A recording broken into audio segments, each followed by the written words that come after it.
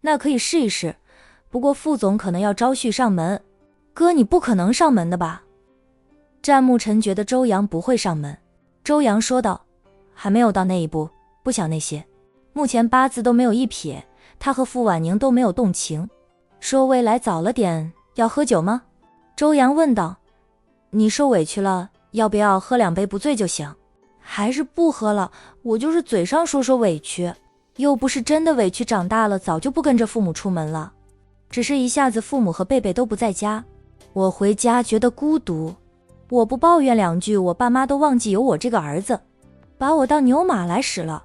明天哥要出差，我也要开会，喝了酒，就算没有喝醉也不舒服，我每次喝了酒，第二天醒来都会有点头痛或者其他不舒服。战牧尘说道，现在我应酬很少喝酒了，最多就喝1-2杯，不超出3杯，一般人敬酒，我只喝1口了，身体是自己的，还得自己爱护。以他的身份地位，应酬时他不想喝酒，也没有人敢逼他喝酒，向来是别人想和他谈生意，不是他求着别人合作，不用求人的，没有人敢逼他喝酒，他就算滴酒不沾也没有人说什么。很多时候他以茶代酒，或者只喝少许的酒。父亲现在应酬是连酒都不碰了呢。听说从父母结婚后，他爸胃痛过，他妈就叫他爸少喝点酒。他爸拿着老婆关心的话当成了尚方宝剑，只要有人敬酒，他爸都说老婆不让他喝酒。外面的人都说他爸是妻管严，那是他爸刻意打造出来的。在战牧尘看来，父母那是恩爱，是讲道理，谁有理就听谁的。他妈是会管一管他爸，但并不严，主要是他爸宠妻如命，奉妻的话如圣旨，才落得妻管严之名。不过妈妈和他们说过，在外面应酬喝酒要适量，不要喝那么多素，最后很难受，酒喝多了也伤身。身体是自己的，要懂得爱护自己的身体。钱是赚不完的，他们家又不缺钱。战氏集团这几十年来依旧稳居龙头老大之位，不必要为了点生意喝垮了自己的身体。不止战牧尘，其他人也是这样的，应酬时尽量少喝。外界的人对于战家男儿不爱喝酒也是清楚的，从不敢勉强他们。我小姨说的对，我醉过几次，醒来是真难受，要休息2天才能缓过来，那种滋味是真难受。喝酒也容易误事儿。周阳喝醉的时候，身边要么是有龙庭，就是有战牧尘等人，他才敢放心的醉一回。若没有信得过的人在身边，周阳绝对不会让自己喝醉，怕醉了会惹出是非，更怕那些爱慕者趁他醉了跟他来个酒后乱性，那样就麻烦大了。小姨说过，很多时候都是喝了酒误事。那早点休息吧，我明天要出差，也得上楼收拾一下，一大早就要出门去机场。你明天想吃什么早餐？我给你做了早餐再出门。周阳还是个很体贴的大哥哥的。战牧尘笑道，随便都可以，我又不挑哥的厨艺，我信得过。别人做的早餐他可能会挑剔一下，但自己身边的人战牧尘是不会挑剔的，知道个个都是大厨。小时候不懂，长大后战牧尘就觉得自己家的教育很好，并没有因为他们含着金汤匙出生就什么都不用干，而是从小培养他们独立，个个都会烧菜做饭。祖宗留下来的话是那样说的，花无百日红，谁也不能保证自己的千秋万代都有钱，子孙后代都有自理的能力，哪怕家道中落了也饿不死。哥，你快去休息，我看会儿电视再去睡。战牧尘拿来了遥控器，打开了电视。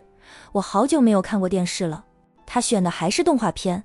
周阳笑他，都可以娶老婆了还看动画片。我心里觉得自己还是个孩子，保持着一颗童心。主要是现在的电视不好看，情情爱爱，打打杀杀，宫斗我都不喜欢看，只好看看动画片了。周阳明天要出差，没有陪着表弟看动画片。他上楼收拾简单的行李后，洗了个澡就梦周公去。战牧尘则是12点才睡的，早下班回家也要磨蹭到12点睡，因为下班了才有可以随意支配的自由时间。这个时候他做什么都可以，随心所欲，能卸下所有担子。一夜无话。隔天战牧尘起来的时候，周阳已经做好了早餐，他也吃饱了。见战牧尘下楼，他对表弟说道，宝宝，我吃过了早餐，准备出门去机场了，你用过早餐后自己回公司了，你司机会过来接你的吧？要是他不过来，我车库里有几辆车，你想开哪辆就开哪辆，车钥匙都在那里。周阳指了一下酒柜，酒柜旁边挂着好几串的车钥匙。战牧尘说道，哥你忙你的，我自己来。司机会过来接我的，等会儿要我帮你锁门吗？管家他们上班了，大门不用锁，他们要进来搞卫生收拾屋子。他的房间和书房的门都锁上了，他不在家，佣人只会去客房打扫一下主人们住的房间以及周阳的书房，佣人是不会进去的，也进不去，一般都会上锁。哪怕请回来的管家及佣人都是老实人，在周阳家里也干了好几年。周阳对他们很是信任，但防人之心不可无，他还是会防着一点的，从一开始就立下了规矩，没有破例过，大家习惯了也不会觉得主人家在防着他们。好，哥要我送你去机场吗？周阳笑道，你送我去机场回来还赶得上开？会，我又不是第一次出差。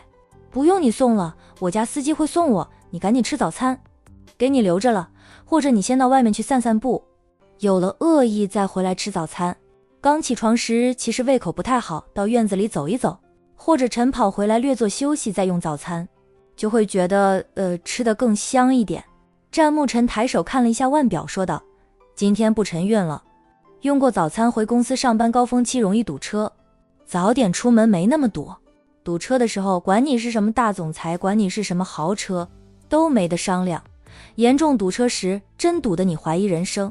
宛城市区的路真的每天上下班高峰期都会堵车，周末学生放假堵车更厉害。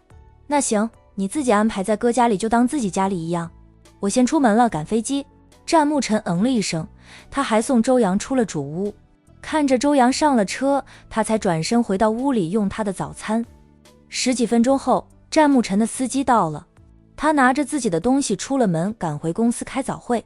希望今天不会堵车吧。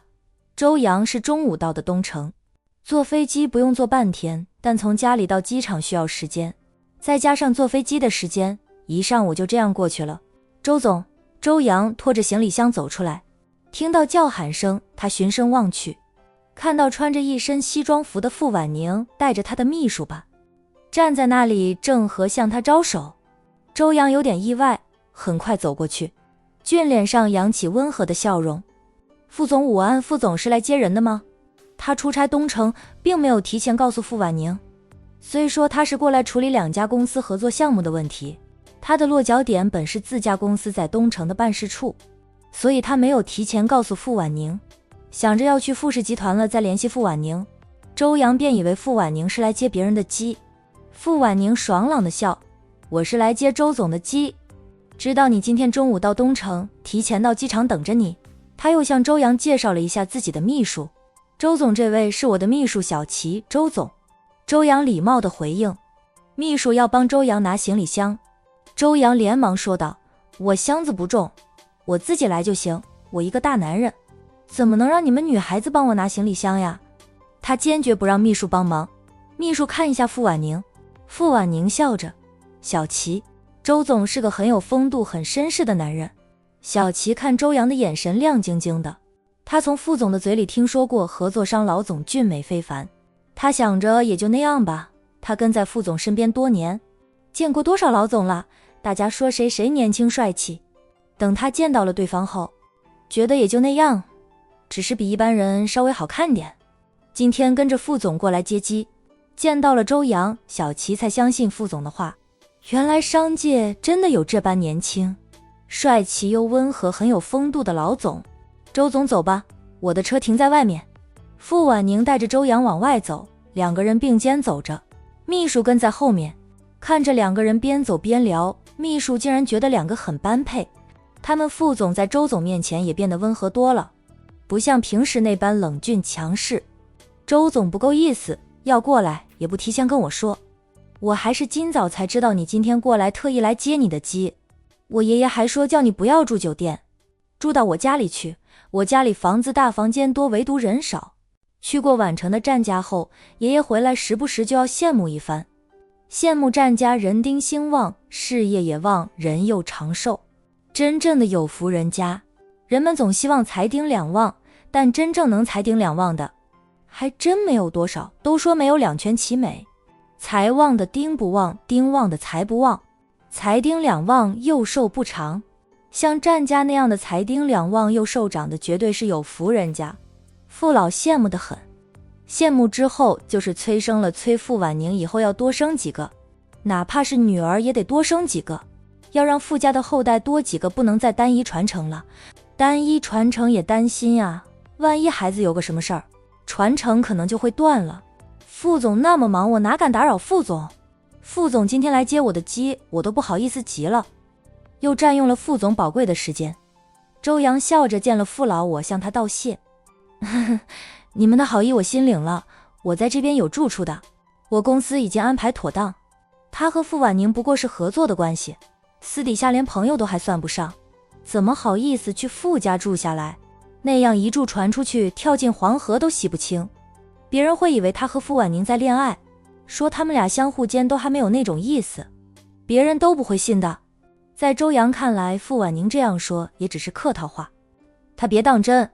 傅老倒是真心的。他回到了东城后，拿周阳和东城的青年才俊一对比，觉得周阳能甩他们几条街。这段时间他极力劝说孙女抓住周阳过来出差的机会，争挤时间和周阳相处，培养一下感情，还说不想结婚，不想招周阳上门也没事，两个人可以恋爱生娃不结婚，那样孩子有着优良的基因，又是傅家的后代。傅婉宁被爷爷说得哭笑不得，